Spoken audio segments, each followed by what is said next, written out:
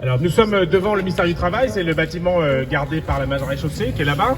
Nous allons nous rendre au ministère de la Culture. Pourquoi ces deux ministères? D'une part parce que le ministère du Travail c'est celui qui est en charge de tout le dossier des négociations sociales et notamment des accords assurance chômage, et la ministre de la Culture, si on la trouve, c'est donc elle qui est en charge normalement des professions du spectacle. Alors le contexte, il est celui que je vais rappeler pour ceux qui n'auraient pas tout suivi, et c'est parfois compliqué à suivre, il faut le reconnaître. Donc une lettre de cadrage du gouvernement a été envoyée, c'est depuis les réformes Macron, on nous envoie une lettre de cadrage pour négocier les réformes, les prochaines conventions d'assurance chômage. Donc elle est arrivée le 1er août et cette lettre de cadrage, elle prévoyait qu'on ne touche pas aux réformes Macron sur plein de sujets qui ont baissé les droits des chômeurs de façon considérable pendant 5 ans. Et puis on engage des négociations dans un cadre extrêmement contraint. Et notamment avec un cadre qui disait pas de hausse, ou alors toutes les hausses sont compensées par des baisses. Voilà. Donc en gros, toutes les économies qui ont été faites sur le dos des chômeurs depuis 5 ans et qui ont fait que l'ANEDIC est à nouveau en excédent annuel mais avec une dette cumulée importante, pas touche. Voilà. Et il est même prévu que sur ces excédents, on va prendre plusieurs milliards, 12 milliards sur 4 ans, 2 milliards dès 2023 pour financer le monstre numérique qui s'appelle France Travail, qu'une loi qui s'apprête à être promulguée, même s'il y a encore un recours au Conseil constitutionnel, va mettre en place progressivement à partir de 2024, transformer Pôle emploi en France Travail. Donc dans ce cadre-là, les négociations sont ouvertes. Sauf qu'en acceptant de rentrer dans cette lettre de cadrage, forcément, on ne peut créer que des catastrophes pour les droits des chômeurs, et je vais venir après sur les droits des intermittents du spectacle. La catastrophe, c'est que ça aboutit à un accord le 10 novembre dernier qui prévoit, en rentrant dans ce jeu-là, 2,3 milliards de baisse de droits sur 4 ans.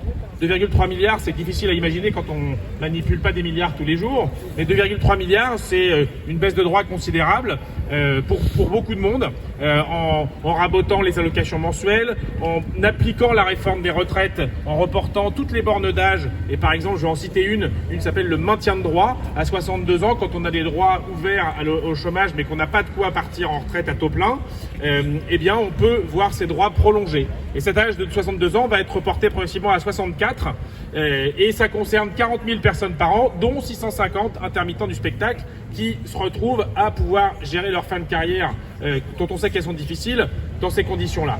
Et du coup, toutes ces baisses sont soi-disant en phase, pour permettre d'avoir un accord équilibré, c'est ce que disent les signataires, un accord équilibré, en face, il y a des hausses de droits. Sauf que non, il y a 800 millions de hausses de droits, je vais revenir dessus, mais il y a surtout 1,5 milliard de baisse de cotisations patronales. C'est dans la même colonne dépenses, c'est ou moindre recettes, 1,5 milliard de recettes en moins. Donc, en fait, ce sont clairement les baisses de droits que j'ai citées auparavant qui payent les baisses de cotisations patronales. Et il y a un petit peu d'amélioration, de baisse de hausse de droits pour certains. Sauf que là, on vient d'avoir des réunions, puisque l'accord politique a été mis à la signature le 10 novembre, et on vient d'avoir des réunions qui nous disent que pour les hausses, on verra plus tard. Pour les hausses, on verra plus tard, les saisonniers peut-être améliorer le seuil, mais les primo-demandeurs d'emploi, où le seuil aurait dû redevenir de 6 mois à 5 mois, il a été à 4 mois avant Macron, mais ça, il n'y a pas de définition du primo-demandeur d'emploi dans le Code du travail, donc il faudra attendre d'avoir un véhicule législatif qui explique ce que c'est un primo-demandeur d'emploi, peut-être en 2024, pour que ça s'applique éventuellement. Voilà l'état où ça en est. Donc cet accord est un accord très mauvais. La CGT au niveau confédéral a décidé hier, même si ce n'est pas une surprise, d'annoncer qu'elle ne signerait pas cet accord.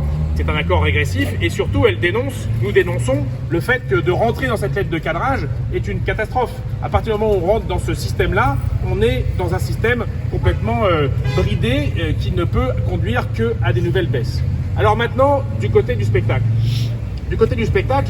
Depuis la loi de 2015, il a été obtenu qu'on ait une négociation spécifique, puisque se passait à peu près, il y avait que la CGT qui incluait un représentant du spectacle dans sa délégation. On se retrouvait face à un patronat extrêmement hostile qui veut la disparition depuis toujours des annexes UTELIS, puisqu'elle veut le nivellement par le bas, après avoir réussi à faire une érosion très importante dans les accords assurance chômage. C'est ensuite Macron qui l'a fait, ils sont d'accord avec le fond. Le seul truc qui les gêne, c'est que ce soit Macron qui le fasse et pas eux. Et donc, du coup, il y a un secteur qui résiste, un secteur qui est le nôtre, le champ des annexes UTELIS, artistes et techniciennes intermittents du spectacle, nous avons un accord, la possibilité de négocier de façon séparée. C'est ce qui a abouti à l'accord de 2016, qui a permis de rétablir les droits à 507 heures sur 12 mois pour tout le monde et quelques autres améliorations.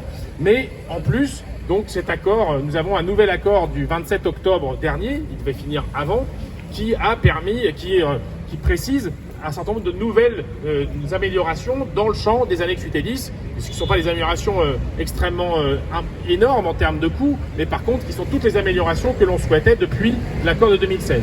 Et ça, cet accord unanime dans le champ professionnel a été retoqué. La seule chose qu'on a réussi à éviter, et grâce à la lutte de toutes et tous, il faut quand même le dire, nous avons empêché un durcissement des conditions d'accès aux annexes UT10. On l'a empêché, mais on n'a pas, on a tenu un statu quo. Voilà, pour l'instant, c'est un statu quo. On touche pas aux annexes UT10 pour l'instant, mais on n'accepte pas les améliorations.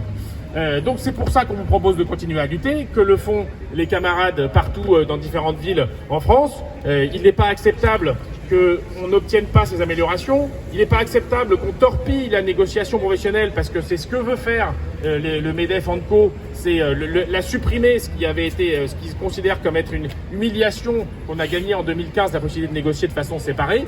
Et donc c'est évidemment à la fois tout de suite le fait de faire appliquer l'accord du 27 octobre que l'on veut, et aussi défendre la possibilité d'améliorer nous-mêmes les accords qui concernent les artistes et techniciens d'intermittents du spectacle. Libérez notre camarade! Libérez notre camarade! Libérez notre camarade! Libérez, bien sûr! Merci. Voilà.